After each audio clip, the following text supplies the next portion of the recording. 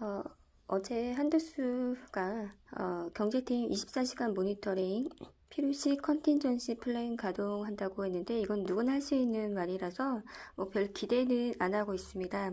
그동안 실력 없는 것을 다 2년 7개월 동안 지켜봤기 때문에 아무도 기대를 하지 않는다. 그래서 조기 대선이 빨리 치러져서 조속히 수습이 돼야 된다라는 것입니다.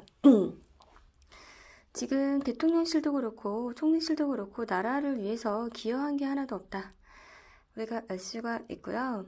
지금 내란 상설 특검이 있어요. 내란은 아니지만 어쨌든 편의점 라면 사건 상설 특검이 있는데 그 수사 대상에 한독수도 있고 그리고 국가수사본부로부터 그 내란죄 뭐 라면 먹방죄이긴 하지만 내란죄 혐의 조사도 한독수가 받아야 됩니다. 굉장히 대통령 권한대행이 되고 싶어서 계엄령 해제도 안 했던 그런 뭉그적거렸던 굉장히 회의록도 없이 물론 부서도 없이 그냥 무작정 밀어붙이게끔 협조 협력을 했던 알고도 말리지 않고 계엄령 선포하라고 의결 정독수까지 11명이나 채워주면서 부추겼던 한덕수가 해제를 끝까지 안 했습니다. 해제를 5분 10분 안에도 할 수가 있기 때문에 이것은 굉장히 대통령 권한대행이 하고 싶어서 벌인 일이다. 한덕수의 내란, 반역, 반란이다. 이렇게 볼 수밖에 없습니다. 그 검찰이 어제 계엄사령관이었던 박안수 육군참모총장을 피의자 신분으로 소환을 했습니다. 그래서 비상계엄 그 특별수사본부가 이 박안수 총장을 피의자 신분으로 불러서 조사를 했는데 진술을 잘 할지는 모르겠습니다. 왜냐면은 김용현 전 국방부 장관처럼 진술을 거부하고 버틸 수가 있어요. 불리하다고. 근데 본인이 떳떳하고 억울하다면 다 얘기를 해야 됩니다. 실체 사실을 밝혀야 되는데 본인이 떳떳하지 않고 범죄에 가담을 했으면 이게 진술을 거부하는 행태를 보여요. 자살 모드였다가 또 다시 오리발 모드였다가 또 진술 거부, 침묵 모드로 가는 것은 뭔가 숨기는 게 감춘 게 많고 뇌물을 받았다 이렇게밖에 볼 수가 없습니다. 지금 박안수 그 육군참모총장이 포고령 제1호를 발령했다고 합니다. 계엄사령관으로서. 그리고 비상계엄 선포랑 계엄 지역 있잖아요. 국회에. 그런 모든 행정사무와 사법사무를 관장하게 되기 때문에 이런 돌아가는 것들을 좀 웬만한 것들은 누구의 지시가 있었는지 편의점 라면 먹방이 누구의 지시여서 이렇게 이루어졌는지를 좀 알 수 있는 사람 중에 한 명입니다.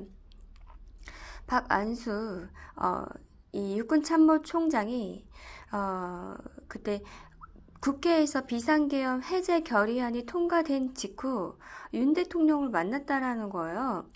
그래서 합동참모본부 결심지원실을 찾아서 김용현 전 국방부 장관과 박안수 육군참모총장과 그리고 대통령 이렇게 회의를 진행을 했다고 하니까 뭔가 김용현 라인 쪽으로 유리하게 진술할지 윤석열 대통령 쪽으로 뭔가 원래 있었던 대로 사실대로 진술을 할지는 조금 봐야 되겠습니다. 양심에 따라서 얘기를 해야 되는데 거짓으로 진술할 수도 있는 거기 때문에 CCTV도 좀 체크를 하고 누구랑 또 자주 만났고 누구랑 통화했고 연락을 주고 받았는지도 좀 체크를 면밀히 해야 되겠다라는 것이고요. 지금 계엄군 철수 전의 상황까지도 이제 철수를 해야 되는데 지금 철수 직전까지 어떻게 진행이 돼가고 있는지, 그 포렌식은 어느 정도 진행이 돼 있는지 이것을 상황 파악하려고 이제 회의를 한 것 같거든요. 근데 해제를 안 할 수 없잖아요. 이미 해제를 국회에서 해제 결의안이 통과됐기 때문에 해제를 하긴 해야 돼요. 근데 이렇게 만날 동안에 한덕수는 뭐 했는지도 조사를 해야 됩니다. 이 시간에 회의를 할 동안에 한덕수는 CCTV를 봤는지, 왜 해제 안 하고 문구적거리고 가만히 있었는지, 대통령은 이렇게 회의를 하더라도 한덕수는 이렇게 계엄령을 해제를 할 수가 있어요. 국무위원들도 모였겠다. 근데 11명은 모아놓고선 찬성은 해놓고선 해제는 또 안 한다라는 거죠, 한덕수가. 그러면은 국회에서 비상계엄 해제 결의안 통과하고 10분 내, 30분 내로 해제할 수 있었다라는 거예요. 근데 한덕수 때문에 해제를 안 했다. 왜냐면 대통령 권한 대행이 되려면 이렇게 빠르게 해제하면 안 되거든요. 실패를 하면서도 문구적거려야 대통령 권한 대행이 될 수가 있기 때문에 한덕수가 굉장히 시간을 벌었다라는 것입니다.